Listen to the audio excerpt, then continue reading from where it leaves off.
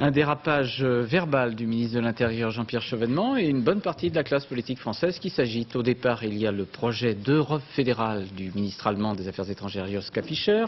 En réaction à ce projet, M. Chevènement prend la mouche. C'était hier sur France 2, à midi, dans l'émission de Paul Amar, où le ministre estimait que l'Allemagne n'était pas, je cite, encore guérie du déraillement nazi. Ce qui a suscité beaucoup plus de réactions critiques en France qu'en Allemagne. Reportage Philippe Boissry avec Jean-Louis Boussert. Elle rêve toujours du Saint-Empire romain germanique. Elle ne s'est pas vraiment guérie de ce déraillement qu'a été le nazisme dans son histoire. Alors, elle a une conception de la nation qui est celle du folk. Et il faudrait l'aider à se forger une autre idée de la nation, l'idée de la nation citoyenne. On aurait pu croire que ces propos de Jean-Pierre Chevènement soulèveraient un tollé en Allemagne. Le ministre des Transports allemand, en visite aujourd'hui à Metz, a démontré le contraire. S'il juge ces paroles très dures, il préfère filer une métaphore apaisante.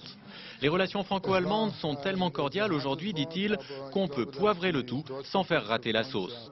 Une indulgence bien éloignée de la vigueur des réactions françaises, à droite comme dans la majorité plurielle. Monsieur Chevènement est malade de l'Europe. Ce gouvernement dont on nous vantait les qualités, sa majorité plurielle est en fait une pétaudière. Je soutiens le gouvernement avec la majorité plurielle, mais je ne soutiens pas les déclarations d'un ministre de l'Intérieur qui tente de casser le long travail qui a été engagé depuis près de 50 ans maintenant pour construire l'Europe et de meilleures relations avec l'Allemagne. J'attends une explication du Premier ministre. Côté socialiste, on minimise et on se retranche derrière les regrets exprimés ce matin par le ministre de l'Intérieur. Non, je ne les regrette pas quant au fond. Je regrette la forme trop contractée que j'ai donnée sur un grand média comme le vôtre. J'ai dit que l'Allemagne n'était pas guérie du déraillement. Et pas du nazisme, évidemment, je ne soupçonne pas Joschka Fischer d'être un nationaliste. Il est même tout le contraire. Il est un post-national.